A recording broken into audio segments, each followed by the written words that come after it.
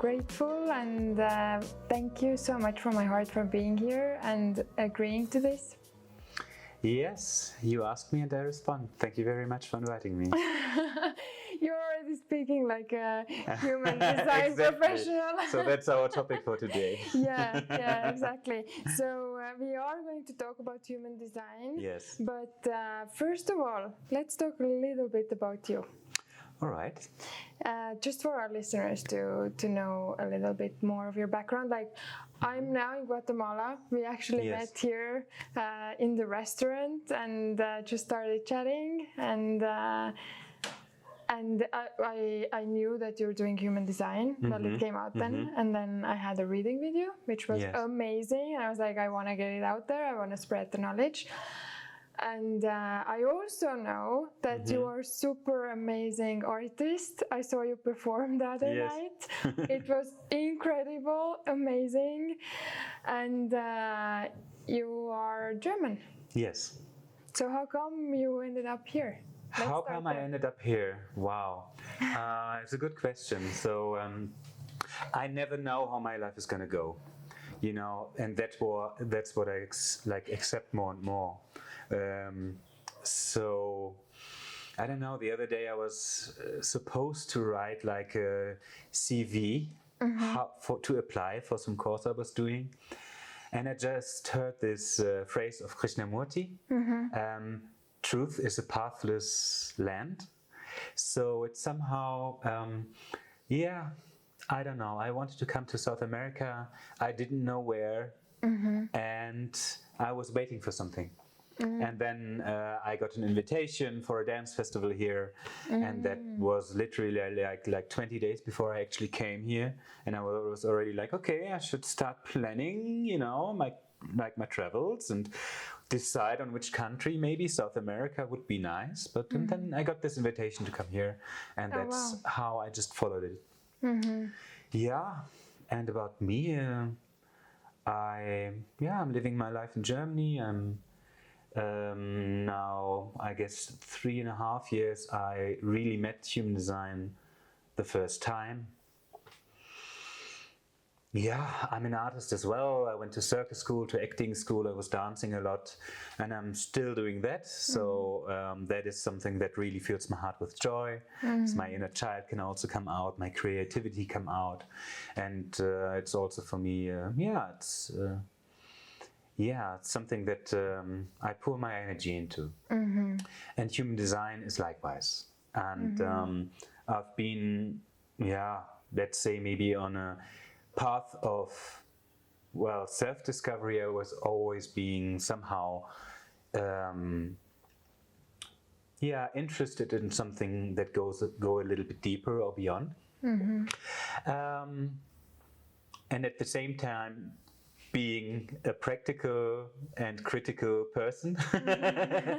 So, I met many, I went on my healing path and met many things. I've been working since 7 years throughout with plant medicine and therapeutical integration. So through that, I also met many, many people and have been working with many different people. And about human design, I heard, I don't know, it's like, must be 10, 12 years ago, from a psychologist, and I was working together. He recommended me plenty of good books, and I read them all, and I did some other things, and he talked to me about human design. I was like, okay, and I never went into it, and I heard about it on the way. And there was really, for me, there was like, about 3.5 years ago, there was a moment in my life, and imagine me, I'm standing in front of my wardrobe and I'm seeing that all my trousers are somehow, they have cuts in it, and I never go shopping, I never go into the city, but that it was a moment, like it came over me, I have to go shopping now. So God gave me a sign, I have to go shopping. There's holes in my trousers.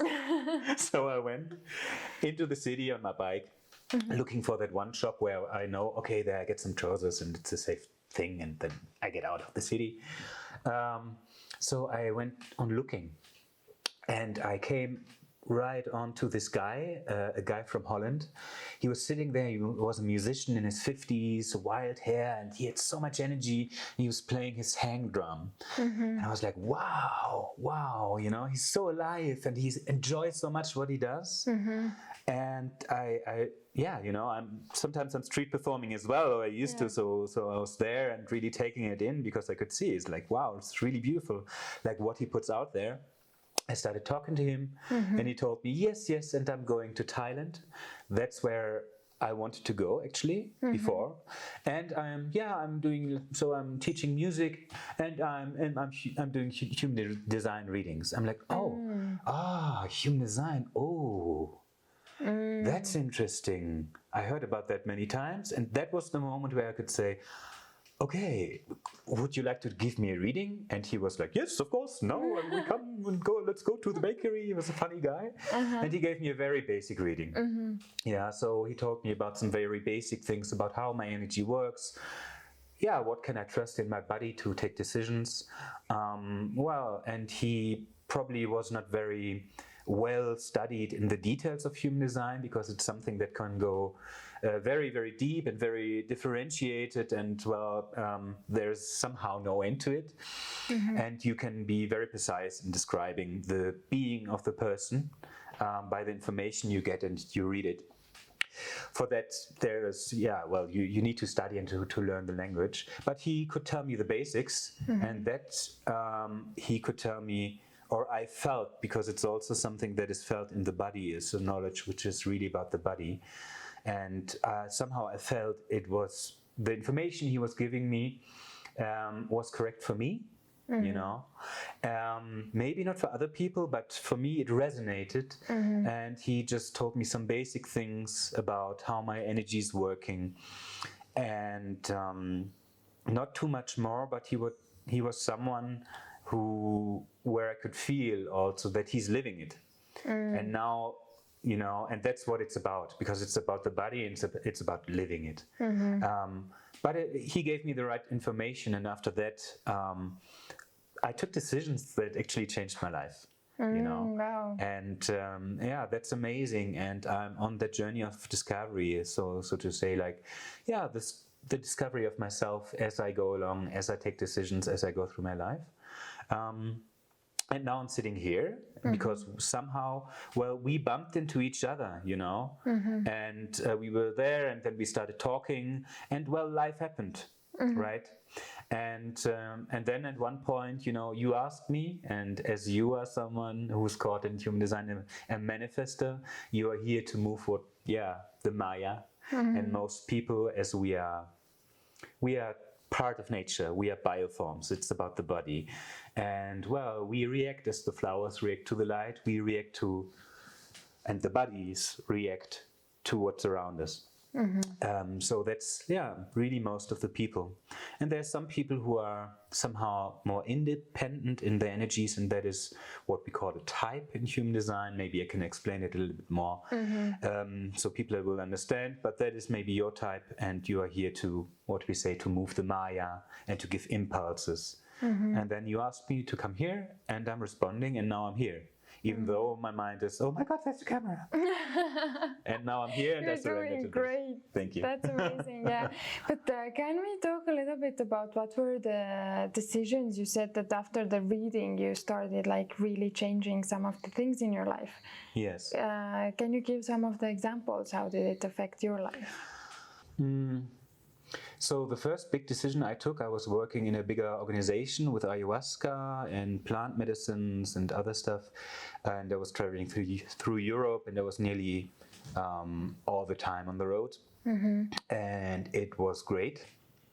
And it's been like a major part of my life for a couple of years. And after having that reading, the mind is always talking, and maybe also the ego, you know. But after that reading, I learned how to trust really my guts and my gut feeling. And then, somebody actually a friend of mine, she asked me in a totally different context, just let go. And I suddenly knew, instinctively, intuitively, I have to let go of that job. And I didn't know what I was going to do after, right?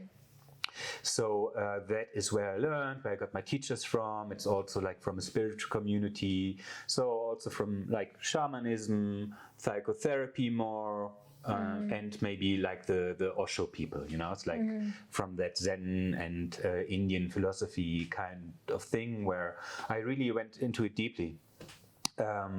And well, it's still there when I'm still working as a facilitator in the healing retreats. But so I left there and I didn't know what to do. You know, it was also always being an artist, you know, it's like somehow just trusting. I don't know, that was me. I was just trusting, okay, it's going to be fine. So somehow I'm going to manage. And until now, it proved to be that way. And let's see, you know, it's like, I mean, the mind is telling us many stories and judging this is good and this is bad to have as a life. Well, I mean, it can be many things, you know. So, yeah, and then basically it was also so I left my job there. First I was thinking I'm gonna do more art again, which I still do and I love doing it. But then like people came and asked me, hey, when is the next retreat? And I say, yeah, well, talk to my old colleague. And they say, no, with you. And I'm like, oh, okay. So and then several people started asking me and yeah, well, and then I said, okay, So life came to me and I said, yes, even though my mind was, it's a lot of responsibility and, you know, being in a bigger organization also gives a little bit of security and because it's a lot of responsibility.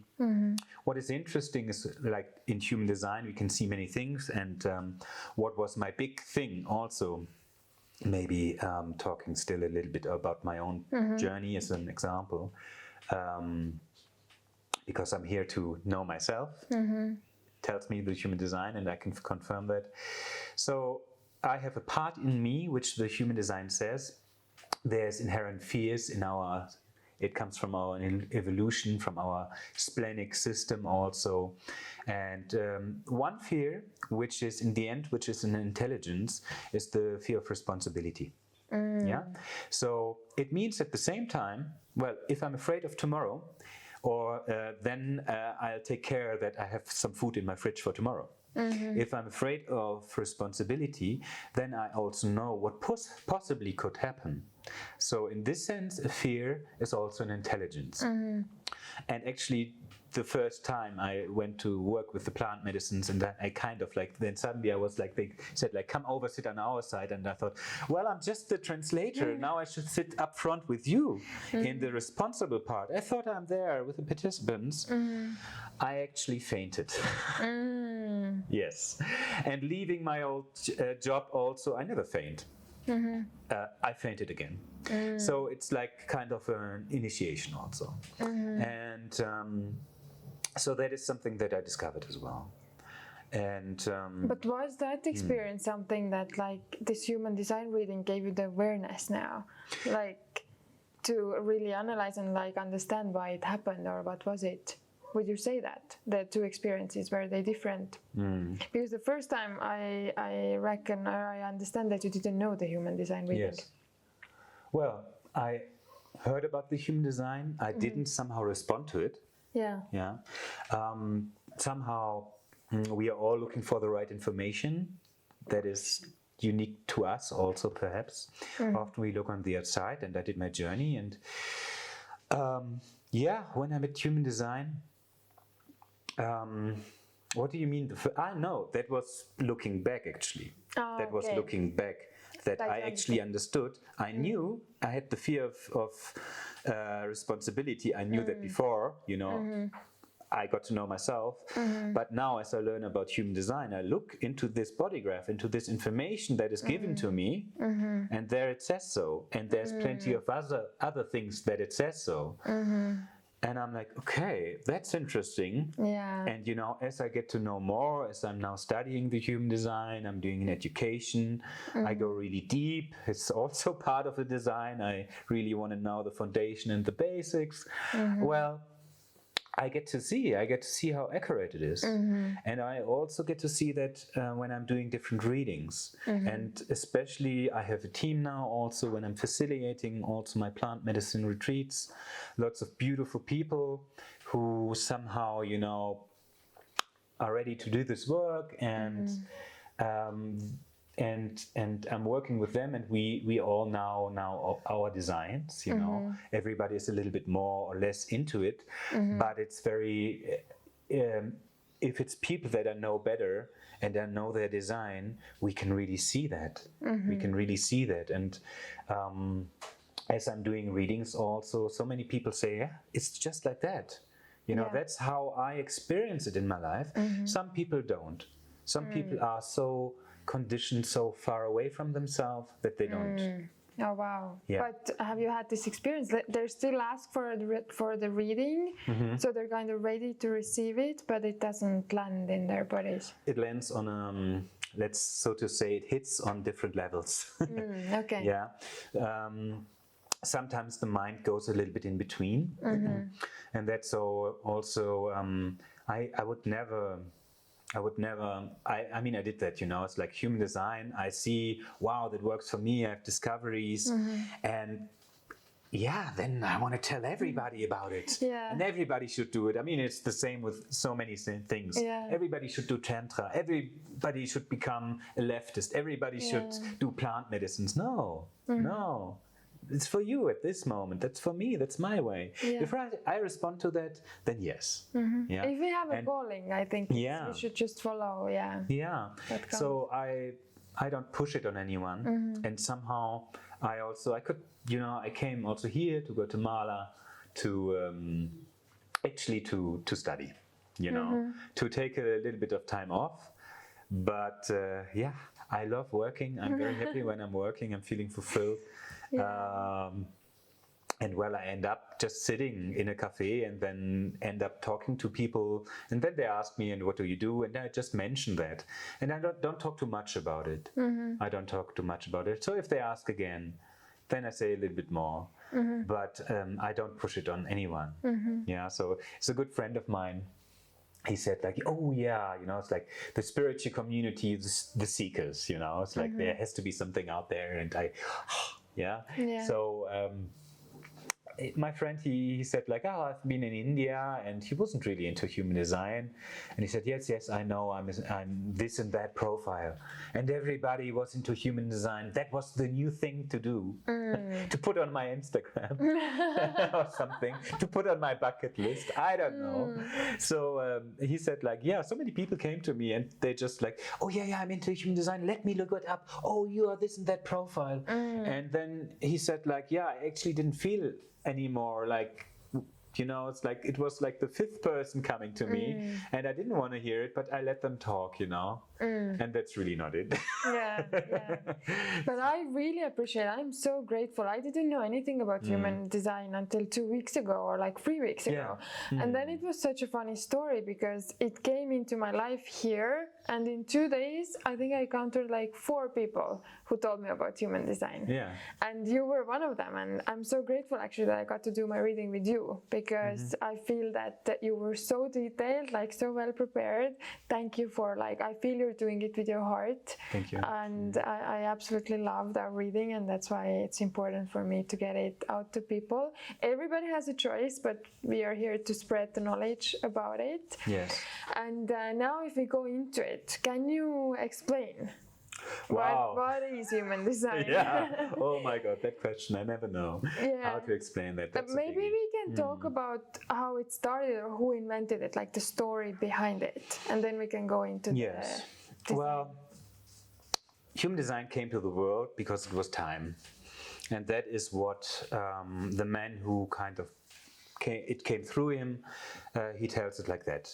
So his name is Robert Krakauer. He's from Canada originally, and he had an experience where in his experience, he says, he perceived it as a voice that was talking to him. He said it was like the voice of Mother Earth. It was a very unpleasant experience, and he would be someone who could bear that kind of information. And that was time that it comes to this world. So now we're talking really metaphysical, right? And I love that. Yeah. I love that. So, and then as he was a total nihilist, even, you know, he was a very smart guy. He was an atheist. He actually thought he would, like, maybe he had gone mad. This is how you would describe it if you would listen to what he had to say, right? Yeah. It's a little bit like some people getting like the flash. Ooh, and now, well, he had that, so to say, knowledge, and he tried it out. And for him, it proved to be accurate and very detailed. And there were even some, scientific facts that he got that was in 1987, so it's pretty new, that were not proven at the time, or there were only very mild speculations about it, so that neutrinos got mass, so it's these super small particles that travel nearly at the speed of light, what we call dark matter, that they actually have mass, that there's a magnetic monopole, not just and something other, you know, so to say, that he couldn't know about, but by now these two are scientific facts. So this somehow came through him to the world, and well, he's a person like you and me, and he somehow brought that knowledge out. And now, what is it? It's about the body. Human design, so to say, it gives you what we call a body graph. So that's a visualization of how your body works energetically. And it takes, it's a synthesis of older and perhaps ancient knowledge. So one is Western astrology, which we know about the star signs, 12 star signs. Another one, a very significant one, is the I Ching, you know, like this old Chinese wisdom book, you know, which is based on duality, yin and yang. At its time, it was still in the old China, very patriarchal. It was rooted in deep patriarchy, right? And it's the old Hindu Brahmin chakra system. We usually know of 7 major chakras. Human design now says since a couple of 100 years we evolved. We always evolving as humans, from the Neanderthal to the human we are now. A couple of 100 years ago, we were still 7 centers. Now we differentiated more, we got more involved, says the human design system, and there's now nine centers, chakras. And maybe the Kabbalah is also, that comes something into it, because there's the connections between the centers, and that is represented in a body graph. So that is, so to say, like, let's say, like a very precise map of your body, but the body is the territory. It has depth. And you have your life. So this is it's a knowledge. What we talk about now is it's in the mind somehow. We give knowledge across. But this knowledge is really about the body. So then what we can do is we can see how does the body work. It's a little bit like, so human design has one thing that is very different from astrology. It has two sets of data, which it uses. So it's the time you are born. Human design says, and astrology as well, well, there's planets around us. There's, in human design, also the Earth and the Sun. And they give us an imprint. They, so to say, activate certain potentials, certain genes. And in human design, it's very differentiated. And that is when they say, they call it in human design, the personality crystal would come to us right here above the head. People call it the soul or other names, however you want to call it, it's a name. And human design says that 88 degrees before, so that is about 3 months, our body in the womb of the mother is ready to perceive the other crystal, and we call it the design crystal. So the design crystal is the information for the vehicle, for the body, in which the personality crystal also incorporates. So we are a duality. It's the design crystals here, I am here. It In sits the heart. here. It sits here. Yes. Yeah. And the design, the personality crystals here. So we are somehow On top of the head. Yeah, it's just here on top. Just for the people who are listening and not watching. Yes. Yeah, it's like in India, you don't pat little children on the head because that's the seat of the soul. You know, so basically we are like a walking duality, and we hold this duality together. So consciousness can experience itself. This crystal, this bit of consciousness of the big consciousness. Like experiences itself in the human form, being here incorporated in this form, experiencing the world through this form. So now human design, what it does, it shows you which form you are in.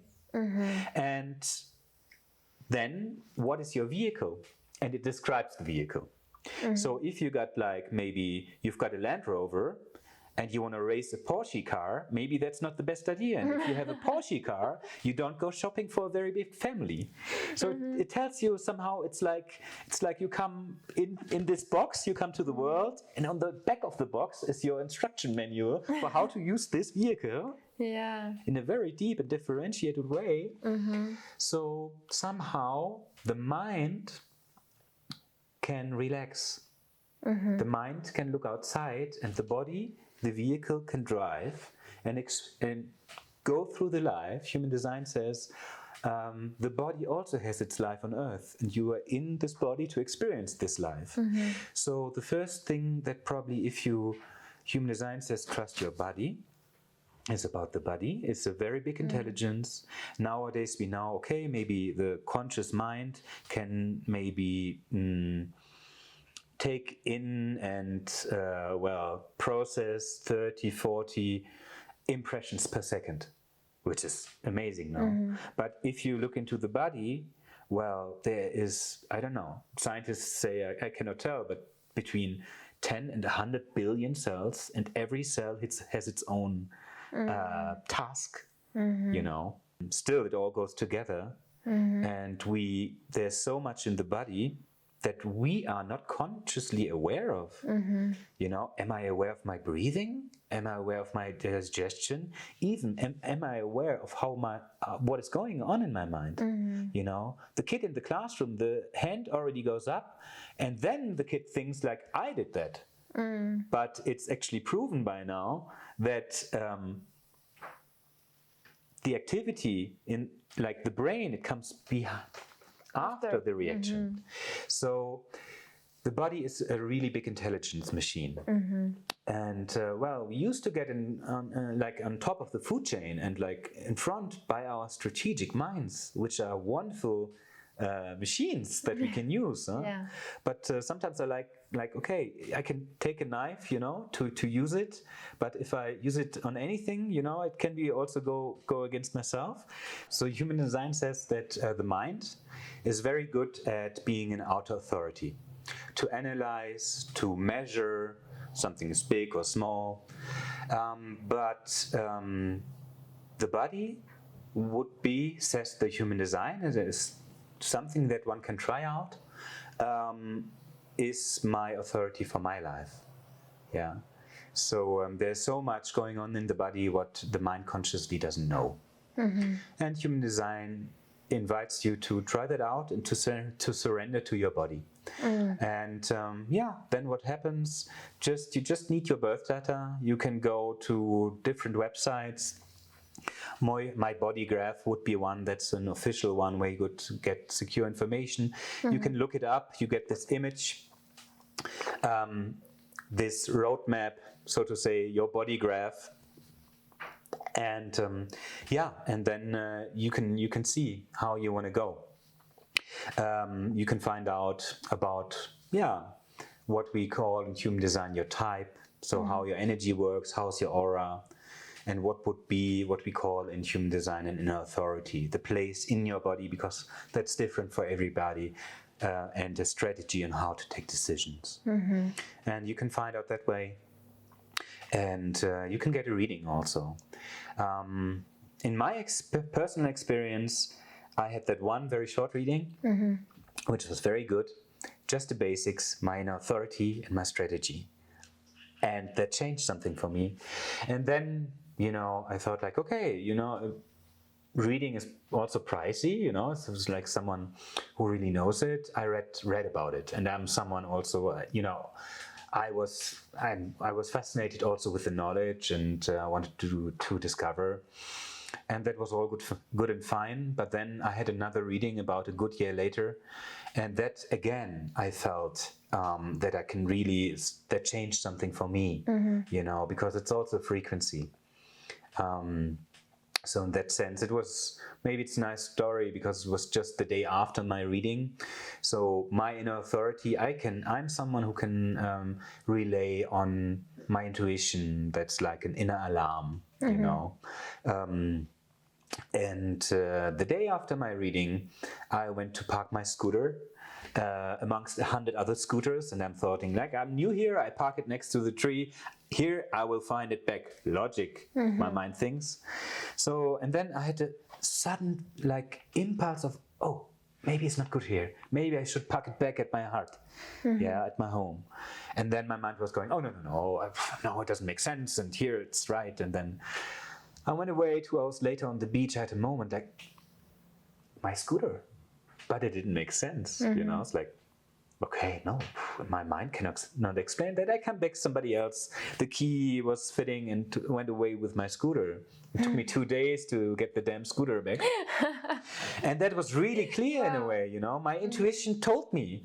But it's something that I cannot grab. I just had that reading where he told me, like, listen to your intuition. 3 days later, the same about my sandals, And then life really taught me, did you get the message? Yeah. So it really supported. Yeah, and that was something that somehow where I felt also a reading really has an impact, because meeting this knowledge, if you're ready for it and if you feel like it, well, it can be mutative,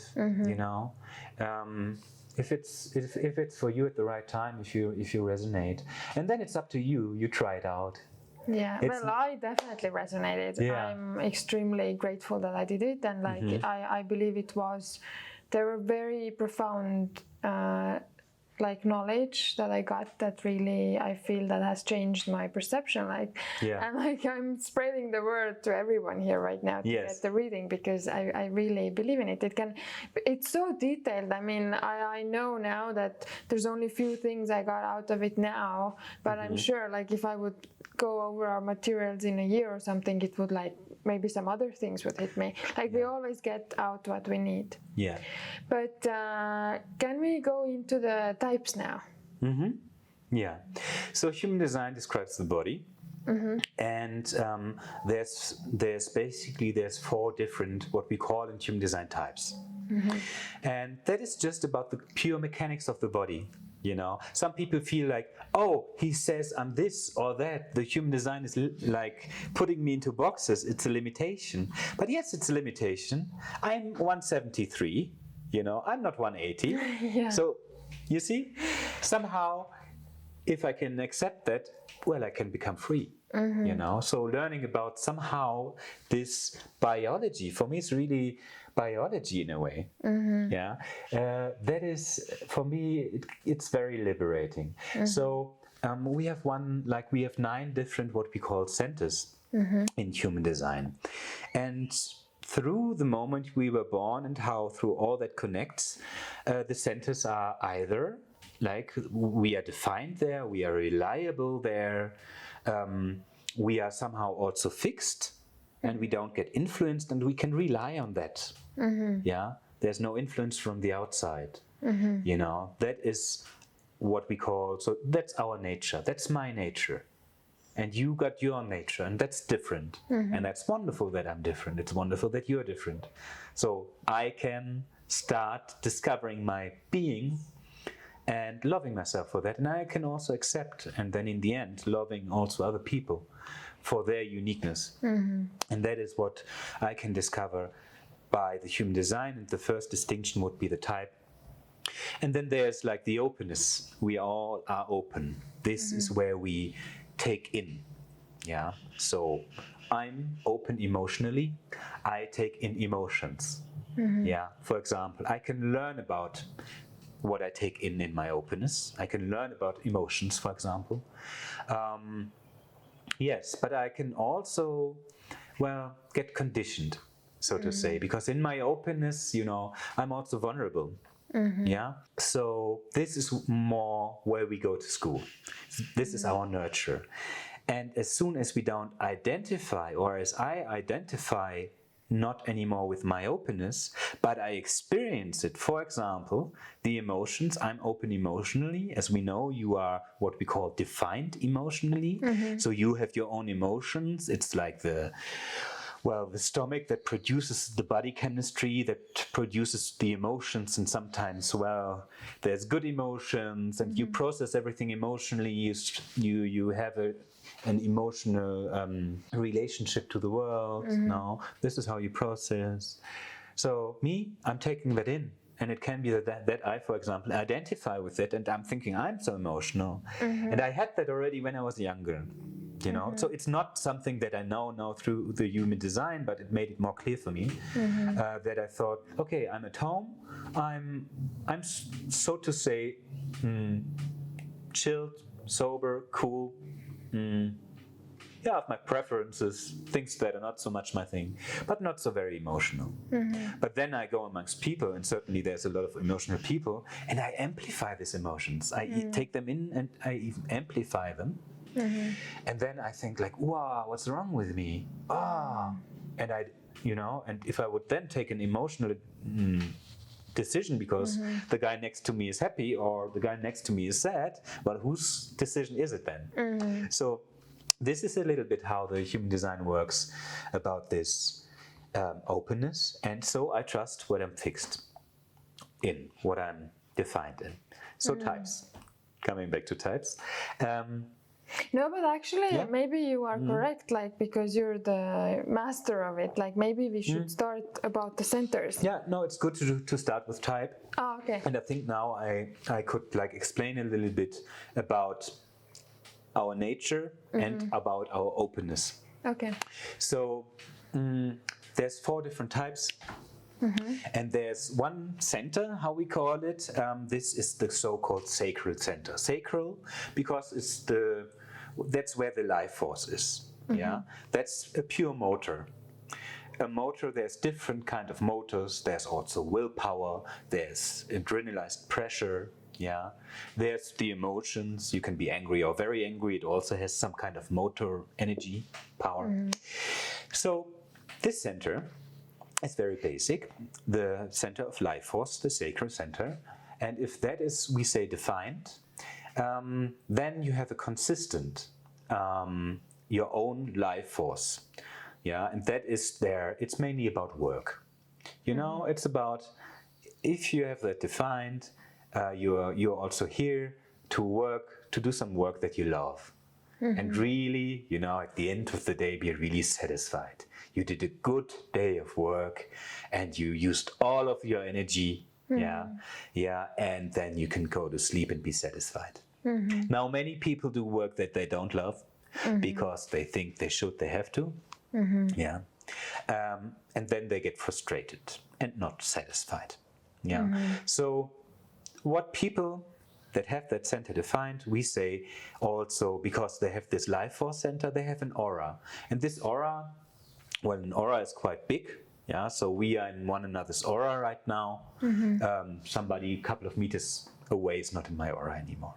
So my aura is big and round. I have this sacral center, and it's just the motor, and the energy is like, I want to do something, or no, there's no energy. You want to work in finance? I'm like, no energy. My mind tells me I want to have a lot of money, but finance, no energy of my body. Yeah. So it is. This center is really about being responsive to the world. Yeah. So this is also, so this is the type of what we call the generator. So in a way, the example you brought is that if you have that center defined, if you're generator, like maybe some generators would feel that finance is their thing, but they should trust the feeling. Yes. Like not go into the mind, but like your type can really trust this gut feeling. So there's one thing is type, is about how your aura works. And another thing is your inner authority, the place how you take decisions. That is different. Okay. And then there comes a strategy how to follow your inner authority and your type. So my type is, I'm a generator, and for everybody is like, listen to your body. And we used to be strategic beings, and our mind is telling us, I should do this and that. You know, I should be maybe initiative, and I should be doing and busy, and you know. But human design says, listen to your body. The body is responding to the world around us, and in my case, the energy is there for something or not. And then I respond to life, or I don't. And then I don't need to do it, even though my mind would tell me, you know, I don't know. It's like, there's that job, it's in Hamburg, and it rains all the time, but you get lots of money, and you get a big flat, and I don't know what, you know, just silly examples. Could be totally different. So my mind tells me, yeah, definitely very good idea, you know, and you get to teach human design or whatever, you know. And then my energy doesn't go on. So that is, so to say, the experiment to listen to that and to try that out, how my life is changing if I follow that. So the generators are here, well, to respond to life. And they have this round aura, and they are there to use all of the energy. Yeah. And then if this center is not defined, we have another type, and they are called the projectors. So the projectors don't have this center defined. You know, they might have other centers defined, and this life force center to work long time is not always there. So what do these open centers do? Well, they take that in. Yeah, so a reflector next to me, he takes in my life force, you know, and he maybe even amplifies it, so he can ride on my energy wave somehow. He can feel my energy. So reflectors, they have a different aura, and this aura is really pointed. Projector or Projector. Projector. Projector. So that is about 20% of the population. They are projectors. There's many like subtypes of projectors, but these projectors have a pointed aura, and they see other people really well. So they somehow really go in. So they are not here to work a lot. They are here to learn about this energy, to learn how to use energy in a very intelligent way. Yeah. So they often feel a little bit alien in this world. They see everybody being busy and being full of this power, and they might think, well, you know, I don't feel like it, but maybe I should do as well as that. So for many projectors, in my experience, when they hear about it, that they are a projector and that they are not here to work a lot, but to guide energy and to see, for them it's really relieving, you know. And for them, well, they are here to guide others, and they can really see. And in my own experience, the projectors I know, it goes really deep. They can really see. And they often are a little bit of a step ahead, because they can see, well, I'm just there, I'm losing my life force, and like I'm doing this, I'm doing that. And the projector says, oh, well, if he does that now, then the door opens the other way, but he's still trying there. So they go and like, hey, you could do it better this way. And they then sometimes come across maybe as, I know it better, you know, or even as a little bit arrogant. You know, because they give you an advice, and you're like, and most people, they're not like, no, don't give me an advice. You know, I'm in charge of my life. I want to do things as I do. And even though the projector might be right, and he could or she could make life a lot more easy for us, you know, but then the other one is rejecting them, you know, and imagine how that feels. It feels bitter. It leaves a bitter taste in your mouth as a projector. Yeah. So the projector, they want to be, or what they can achieve, is being successful in guiding other people. you know, seeing how energy really works efficiently. So it's more like the choreographer than the dancer. It's more the architect than the guy who takes the stones and builds builds the house. So for them, they come with a strategy also. And that strategy is to wait for the invitation somehow, to relax into, I see it, but I don't have to say it. I relax into it, and then maybe the right people see me. And then if I somehow get seen and then get an invitation, well, then I can say something and then people can accept it, perhaps. You know, and then they can see what, like, to be successful and see that things work better. Yeah. So that is the projector, here to guide other people. And it's not like, oh, I'm a projector, so now I'm going to be a psychologist, I'm going to be a choreographer, I'm going to be an architect, I'm going to be a headhunter. Yes, that's all very possible because you're here to see and not to work a lot. Many projectors think they would have to work a lot, and that's the people who get a burnout. But the life will guide you there. But meeting this knowledge can be a little bit like, I'm okay how I am, and I'm okay just being here and just seeing. And by that, it's a magic. It's a magic somehow, I call it now like that. But something is happening if I somehow surrender to my type. And that for projectors is that probably the right people will see them, and then they get finally the invitation. And then they feel seen. Okay, but the strategies are then fixed. Yes. So that's like, they are like connected to the type. Yeah. Okay. Yeah. So the strategy for the projector is to wait for an invitation and not be, I tell you, and get rejected. For the generator is to respond to life, to not be initiative, and to let it come somehow. I saw it here. I see it again and again. It's not like I know about this knowledge, and it's not like, okay, then everything is solved, you know. And my mind is always coming in. So here, being here in this beautiful places, and then I sit, I have a coffee, and people ask me, and I do not intend to tell them about human design, but they keep on asking me, and then they ask me no more, and then they ask me for a reading, and then I give them a reading, and the next time same thing again, and then the third time somebody comes to me and I'm like, yeah, that works pretty well, and I love sharing this, you know.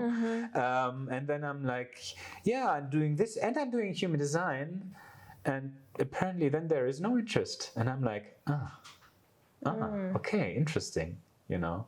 So it's somehow to surrender to that, in my case, to not to initiate also.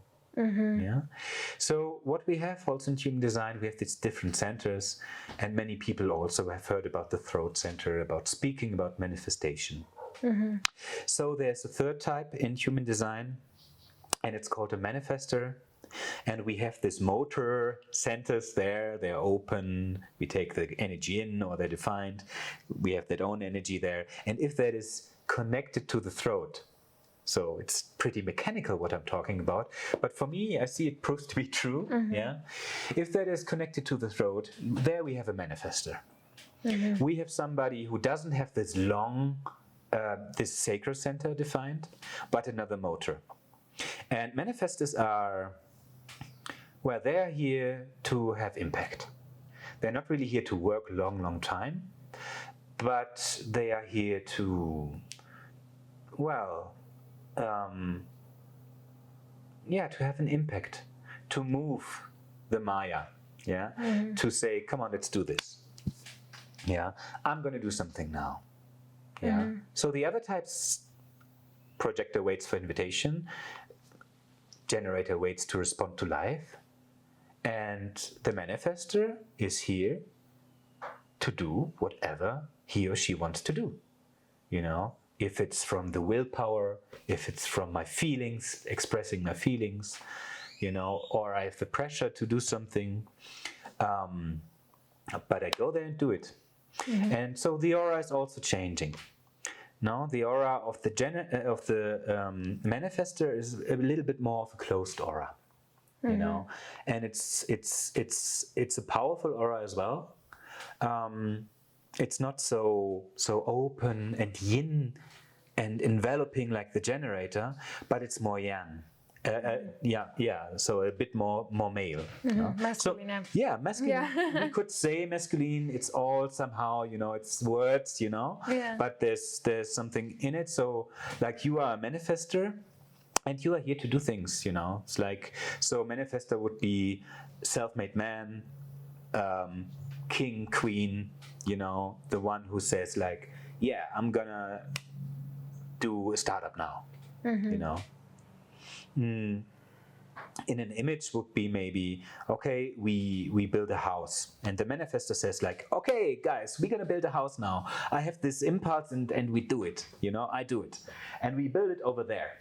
You know, and then maybe the projector says like, and then, you know, you see a projector and you're like, yeah, you know, you got really good eye for details and you are so logical in how the way you communicate. We all can understand what you're saying, you know. Maybe you could be in charge, you know, of the whole thing, of organizing it all, you know, because I'm there I want to have my next impact. I don't want to really go into all of that. So then maybe, as in this example, the projector could say, okay, now I got these 5 manifestors here. And then he could see and ask the manifestor, would you like to do the roof? And then the manifestor could say, yeah. The generator. The generator. Who's got the life force to do things? Would you like to do the walls? And the generator can say, no energy for that. Yeah. So that is like a simple image of how the types would maybe work together. And it all comes somehow not from the mind, but listening to your body also, what is correct for you. And the last type, that is a bit more than 1% of the population, that we call them the reflectors. They are completely open. All of the centers are taking in. And the reflector, like a mirror, is there more to, well, they are reflecting everything from the outside. And they take everything in. They don't have a consistent place in themselves, to refer to. And they are more scanning the environment. So they cannot tell you maybe like the projector about one person, but about the energy of the whole group, or of this village, or about the zeitgeist, at where are we as a society in the moment. You know, they are like the seismograph, you know, it's like they feel out. And what they can find, is a surprise, like something new, you know. Because the world we live in, everybody is very unique, but somehow we are like under the pressure to become like everybody else. Just now, it's like always the, you know, everything a bit conforming, homogenization, and that is just the force. But what we have inside, we can discover also by human design or by other means, by just following your, I follow my heart. You know, that is in a way something to express that you follow. This vehicle. You know, there's different. Human design goes more into the differentiation, but by that, just to discover who I am. You know. But on this house example, where would the reflector fit in? Like, it would look at the village and see, this is harmonic, but this one house sticks a little bit out. There is the frequency is a little bit off. And it can find like surprises, and you know, if everything is the same, there's no surprise, there's nothing new, well, it's boredom. You know, they get bored and they need a long time for decisions. What the manifestor is you can find is like, manifestors just want to be undisturbed and do their thing, you know, and they want to have an impact. And if they cannot just do what they do, well, they feel angry, you know. But what's the strategy for manifestors? That is a little bit artificial in a way, So I wait for my... I respond to life and I can really feel, okay, I have energy for something or not. The manifestor is somehow independent. And the manifestor just wants to do undisturbed their thing, whatever they want to do. So that already is like that when the manifestor is a child. So the manifestor might say, oh, it's a beautiful day, I head out into the sun, you know, and maybe the manifestor child doesn't stop in the garden but wanders off into the forest and goes for hours and, you know, doesn't need anybody to say like, I can put on my own shoes, you know. It's like, off I go, I'm independent. And by the time the manifestor gets back, you know, mommy and daddy are worried and they go like, oh, where have you been? You need to tell us. But the manifestor wants to be independent. So the strategy, like for a little child, is very important that because it's independent, that the parents allow the manifestor child, as long as it's still safe, as much as possible, well, to do whatever they want to do and to have an impact and to go about. And now for grown-up manifestors, it's a little bit, they don't want anymore, you know. It's like, you know, I say something and like a manifestor, because they are so independent and they can have a lot of impact, they are powerful beings, and well, they really change, you know, they make things move. And sometimes they don't even realize how much impact that has on the people around them. And then people get a little bit scared of manifestors. And they're like, you know, it can be like either they're on a party and you are just gone, and then everybody is like, where's Lacey again, you know, because you're independent and you just went off, you know. And often you get the conditioning, you know, well, if I tell anybody what I'm going to do, well, then they try to stop me or something. And that maybe comes from childhood, you know, and I just want to do my thing, so please leave me alone, I want to do my thing. No? But that leads to resistance from the outside often. You know, people feel a bit scared, and for manifested is about to inform other people. Of course, they like, as a grown-up, you don't need anybody's permission, and anyway, you're going to do it anyway. You know what you want to do. So just to like relax the people a little bit around you, and to have less resistance from the outside, just to inform. Yeah, I guess. Well, I'm going to quit my job in a couple of weeks, so now you all know and you can prepare. I'm gone, bye. Whoa. Yeah, so it's a bit like that. So there's different places of inner authority in the body. So some people are emotional, you know, so they need some time. Someone like me, I have this motor that has energy for something or not. Some people are purely like they have their intuition. It's a knowing in the now, and then it's gone. Some people listen to themselves talking, and then they speak their truth, and they need some time. Like a reflector, he needs one moon cycle to meditate over a decision. Some people, so there's like different places of what we call inner authority, and a good example is the emotions. So 50% of people, 51% of people like you are emotional, as we know. I am open emotional, So as I just explained a little bit, it's the body chemistry, emotional people somehow produce these hormones. So sometimes everything is somehow good, the world looks good, you are hopeful, you're joyful, and you wake up in the morning. I don't know how is that from your experience, and suddenly you feel down, it's hopeless, it's gray. And there's not really an explanation for it. Maybe the mind comes in and says that it must be because of this or that, or the mind is quick then to. So human design says this is basically just your body chemistry. It is how your body works. You can be on an island all by yourself, and you will still go sometimes through a wave of you go up, it's hopeful and joyful, and you go down, and it's more down in the wave, from hope to pain and back again, so to say.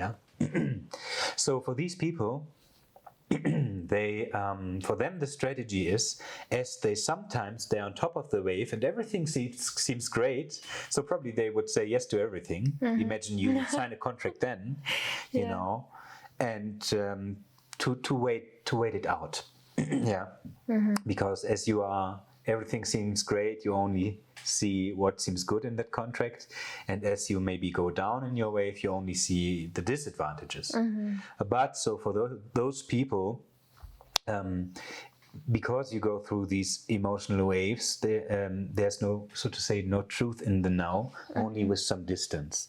I like to say it's like an emotional compost that has to work a little bit. But then human design says, then trust your emotions, trust your feeling. And if that stays continuously, yes, I'm going to sign that contract and I'm going to buy that house. It feels good. And I'm not changing back and forth anymore. You know, then I have a feeling for something. So that is trust your feelings, but not in the now.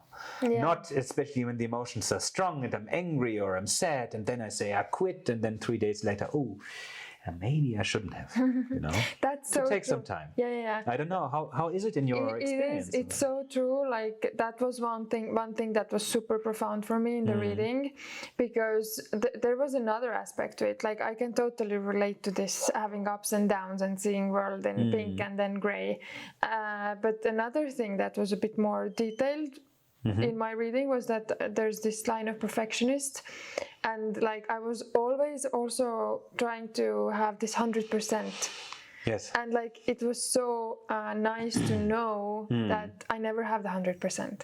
Like I can make the decision on 70-80%, like exactly positive, and it doesn't have to. Yes. I shouldn't even look for 100, because in my case it probably never will be 100. Yes. So there's one thing in your reading, you have a channel which tends to be like a perfectionist, and for that is to understand that perfectionism is a journey, you know. So it's about striving there, and it's not never ever perfect.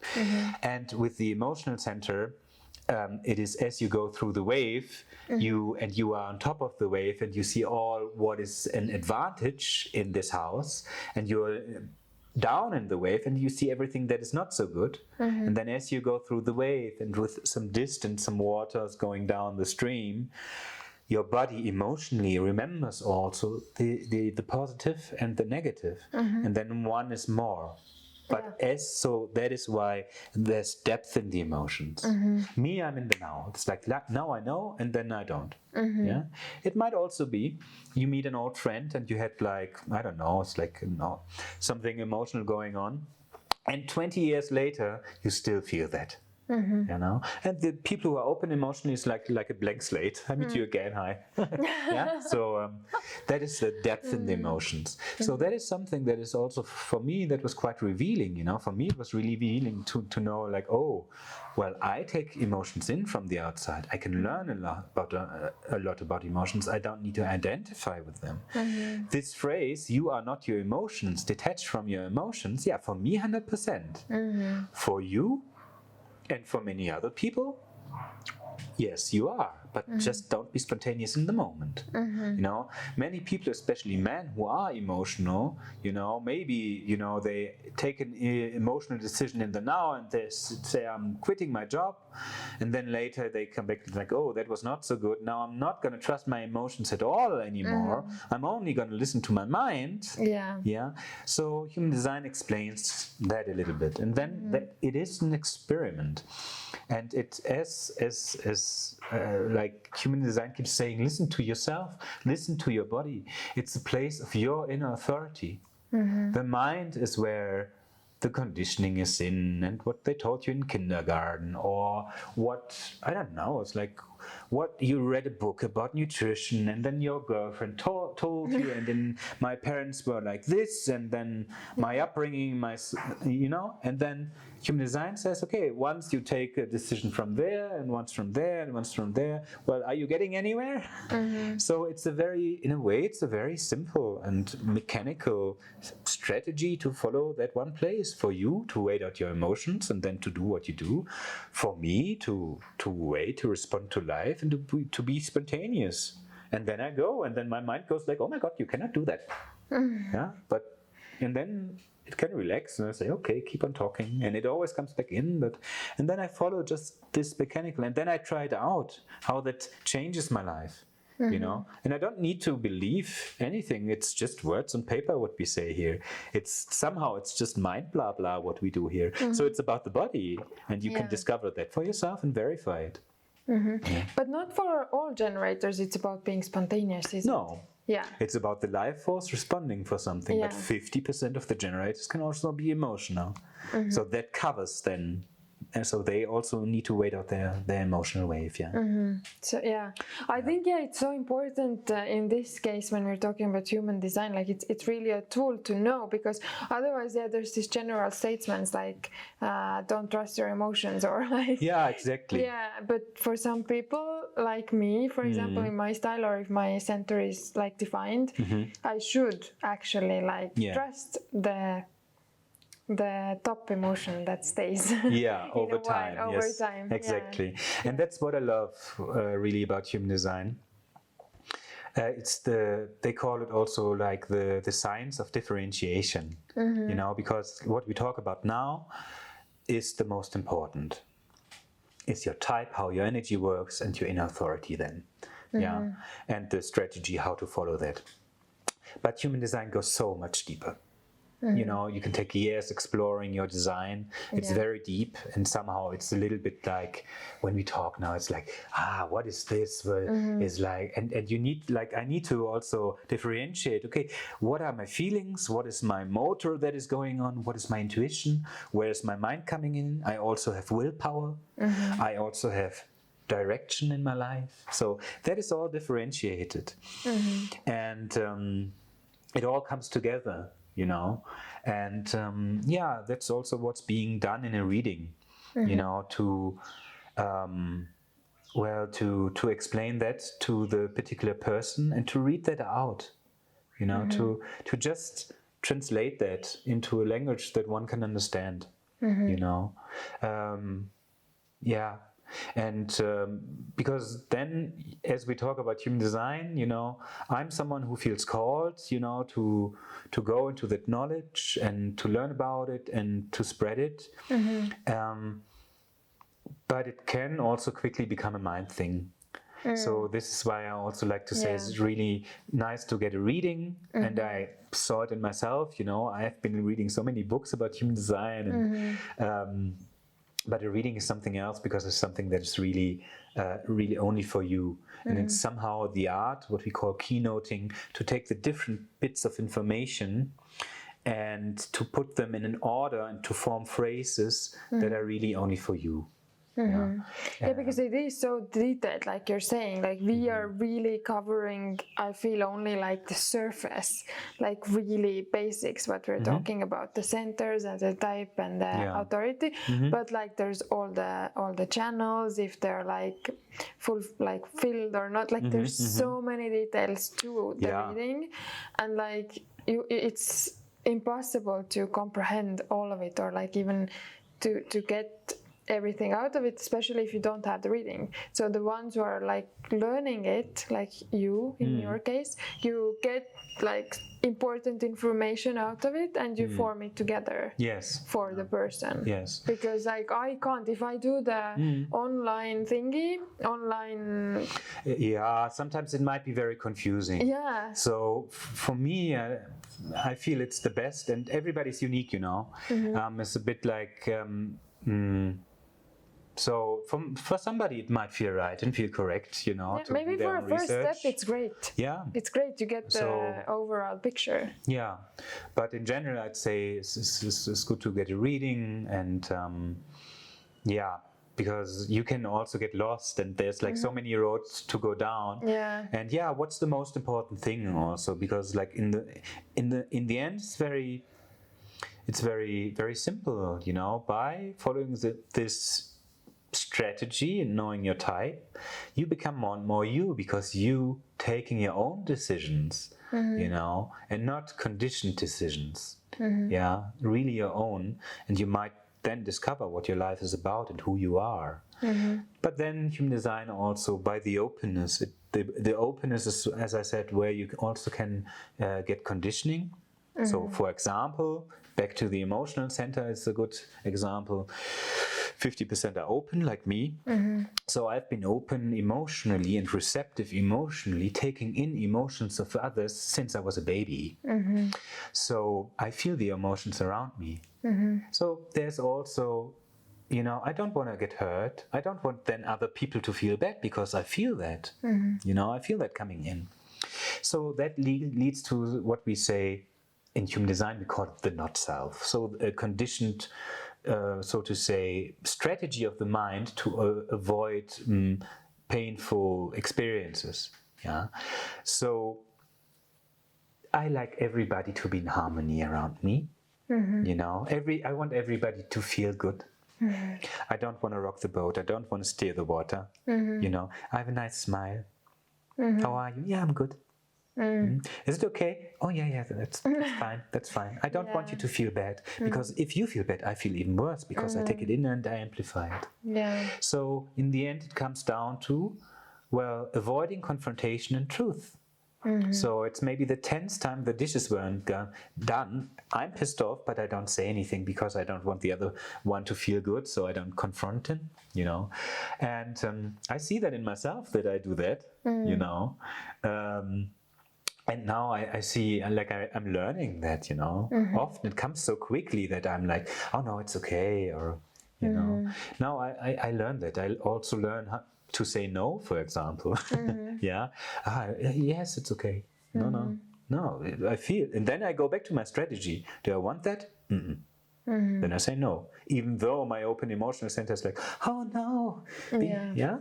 So then I go back to like, my inner authority responding or not. And it comes back to that.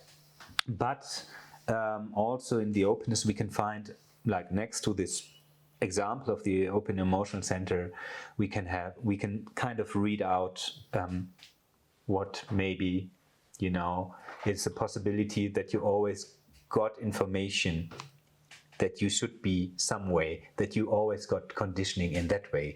We can also read that out and tell you are not that, even though you might think that you are that. So it's a very precise tool in a way. Yeah. But if we're talking about the defined emotional center, if people have defined emotional center, does it mean that this is always their go-to?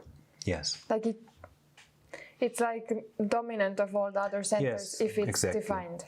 Yeah. So the emotions, they that covers everything. So you might have, so to say, like a consistent access to your intuition, to your well-being in the moment that keeps you healthy. But if that is, so to say, is fixed and defined and all the time available for you, and the emotions are as well, the emotions is the trump card, you know. It's like, you know, it covers it all. That's super interesting to me. And that is something also, to know, and that is something that gets considered in a reading, you know, where you take the different bits of information and you make it clear how all that plays together. I'm thinking, is there something else important to share? Maybe we can give more examples, like real life examples. Like, I don't know, in an organizational way, or I don't know, in a home environment, or like some good real life examples how these different types would. So, for example, I'm a generator, I respond to life. You can tell me something. There's going to be food. You know, then I have information, then I can think if I'm hungry. Or you can ask me, you want to eat, or are you hungry? And then my body can respond, because I respond to life, I respond to a question. So what I also learned and love to do is to ask questions. So it's the body then that can react of the people, you know, and not, and it has to be, so you want to eat? I have energy for that. Yes, or or no. You want to go to the beach? You want to go and I don't know. It's like move to Canada to set up a dog shelter. Whoa, okay. Yeah. I have energy for that. Now my mind starts talking. Yeah. Yeah. Okay, so generators really like to be asked. Yeah, it's to be asked to respond to life. So also you can do me a favor and ask me questions, so I will find out what my body responds to, and then I know. You know, I was very like we can play a game, and I was very I like dancing. Yes, I was responding yes, but then I was responding, do you like bread? And I'm like, I was surprised, you know. Yeah. I always used to eat bread, so you can one can find out. But somebody doesn't like questions, and it's you. Yeah. It's we talked about that. Like the manifestor wants to be independent, just needs to be informed. Yes, there's bread on the table. There is a possibility to eat. We are gonna eat now, and then you can decide on your own if you're gonna join in. Yeah. But you are independent. You can decide out of your own accord, so to say. But for the most people, is very healthy to react that way. But what about projectors? Yes, I mean, in everyday life, you know, they go with it. For them, it's about being invited to share what they see. And then, and also to be invited for, and recognized also for what they can do, and to be invited into bigger things in life, like a new job, you know. Once they get invited for the new job, once you are then, I don't know, in charge of organizing how people do the boxes in a post office, you know, and you can see like, and you get invited and somebody really sees you, and well, then off you go. Then you have the right job, and then you know what to do. But sometimes for Projector, it takes some time to get invited for the right thing, because often they think, no, I have to initiate and do something, you know. Or to get invited into a relationship, you know, or into a living situation for bigger things. And that sometimes can take a little bit of time for the projector, that a significant invitation comes. And then maybe the projector, as an inner authority, is intuitive. Then it can be, I go there, and I now, and I go. I don't know where I know it from. My intuition tells me, so I go. But maybe the projector gets that invitation and is an emotional being. So it's like, thank you very much for the invitation. I need to wait and feel into it, and I need some time. Can you ask me in a week again? If it still feels right. And if it then still feels right, well, that's wonderful. Then, yeah, there you go. You know? But we are in a very fast-paced world, because everybody thinks I should, you know, I'm going to miss something. Yeah. What you going to miss? Yeah, probably with this FOMO, you're just going to lose a bit more time by doing trial and error. Trial and error is for your what we call purpose also. Yeah. Yes, so for you it's try, and this is also, as I said, it's really something tried out. It should not be a new outer authority. It's about you, it's about your inner authority. So try it out for yourself, see it if it works for you, if you're interested.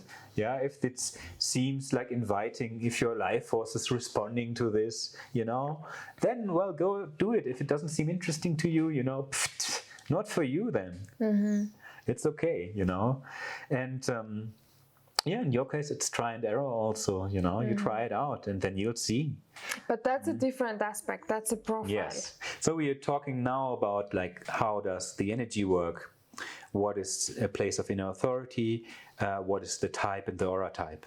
And we also in human design can describe, and it's astonishingly how differentiated that is. I just really get to see that more and more. What we call in human design profile, and that is, so to say, your role in this life. Or another way of saying would be, okay, I get my strategy in authority, so this guides my life, and your role in life is a bit like an actor on stage that has its costume, and then discover what's my role here actually. Yeah. So maybe for you, it's about try and error, you know, and really getting to the bottom of things. Yeah. For me, is about also having a secure foundation, and then universalizing knowledge that I know about, probably knowledge that is new and mutative. So yeah, and there's 12 different profiles, and that goes together. You can have one of the 12 profiles. You can be a projector, you can be a manifestor, you can be a non-emotional manifestor or an emotional manifestor, and then you got all of the different, so it's so differentiated. I don't know, there's tens of thousands of possibilities, you know, and everybody's unique and different, and that's wonderful. And you can then maybe with the help of this knowledge, discover your being and also accept yourself how you are in this body, in this form. And as Ra-Uru, who brought this knowledge and developed it, and who passed away 11 years ago, as he always would say, well, enjoy the ride in this life, in this vehicle, and love yourself. You know, he always used to say, as he was doing these human design readings, it's astonishing how people hate themselves. You know, especially, there's this thing in human design which is called the heart center. You and me, as I know, we have it defined, so to say, yeah? So it's a source of willpower, yeah? Most of the people, 70%, they have it open. And we live in a world that have like they have, it's an enormous, like it's seen as very valuable, having willpower, being competitive, even egoistic. For us, it's something that is consistent, and we, by being maybe also a bit competitive people, you know, I don't need to shout it out and boast it about, you know. I want something, yeah, I'm going for it, you know. Maybe in the spiritual community, you should be empty yourself, you know. But yeah, you know, if I want to become a good pianist, then I have to identify with being a pianist or a blogger or a human design analyst. Yeah, I go into it, and that's who I am now, you know. And I allow myself that. And then not having this consistent willpower and self-worth somehow. Most people try to compensate it, and they have then a lack of self-worth, and they want to improve themselves. They make, I don't know what kind of diets and what kind of operation, and but that doesn't change what is perceived inside. You know? Oh yeah, that's what I would like to discuss. Like that, in a way, in a human design tool, it's a tool to accept ourselves. Yes. It's not like we can make this I don't know, emotional center defined if it's empty or like, it's your body, how it is from the time you were born until the body passes away, and then you made your journey in this body. Yeah. So I feel like you really need to be ready to receive the information, like to really accept what is there. If you and also to discover it. Yeah, to discover. You know, and to accept that. Yes. Yeah. Oh, and sometimes people is it good or bad to have an open or defined? No. It's just as it is. Yeah. And well, in the openness you learn and you go to school. So and that's where you, if you don't identify with you take in from the outside in your openness, then you can witness it and you can become wise about it. And that's beautiful. Yeah. You know? And then, I don't know, for me to find satisfaction by working what I love to do, by having an impact, and your impact right now, well, it's like bringing this and many other things out, you know? Yeah, for a projector, well, to be in some form a guide and to know about energies, and to, well, we have to learn. You know, it's like the time of the generator, the more and more and more and doing, you know, well, our earth is limited. You know, we need to see intelligently how energy works. And we are time, like maybe that is a little bit that I just mentioned very briefly. We are in a time right now where, according to the human design system, is a time of the whole frequencies changing until 2027. Yeah, and we feel it already. We go more from a time that is more, it used to be more communal. Yeah, the bonding, the family bonds, the trust, you know, the social systems. I give the bank my money and they're gonna give it back, and all the tribal things, you know. It comes more to an end and we go into something more, I'm responsible for myself as an individual. And that is not good or bad. That is just how it goes. It's a further step in the evolution. And what I can do from my perspective in the human design is follow my inner authority and strategy through this time where there's a lot of change in place. Because also we have right now, we are in a frequency of fear globally. And that is, as I said in the beginning, it's an intelligence to respond intelligently to things that change. Many people go like into, black and white modus, into polarities, and and that's most of the people. But, you know, I can, if I trust, you know, my body, my inner authority, you know, then I will go my way. Well, super interesting. Can you do the readings over Zoom? Yes, that's a really nice opportunity. Yeah? Okay, so we're gonna put your contacts under this podcast. Yes. Whatever channel you're looking in, or you can read it. But you can say it out here if anyone wants to find you. Right now I don't have a website for this. But my email address is fine and people can contact me. Okay, perfect. And also feel free to reach out, just to contact, to have a little chat. You're not booking anything. See if the frequencies align, and then it's fine. Is there something else you would like to share? Yeah, life is wonderful. It's a journey. Explore it and trust it. Trust the flow of life and love yourself, really. Well, beautiful end thought, like, and everybody who's listening, then probably there's a reason why you're hearing this right now in your life. And if you do feel a calling or something is like inside telling you like, whoa, I would like to explore, what is that? Then I highly recommend to take the action and follow your feeling. Thank you. Thank you for initiating that and to give impulses to people. Thank you for coming. Likewise, thank you.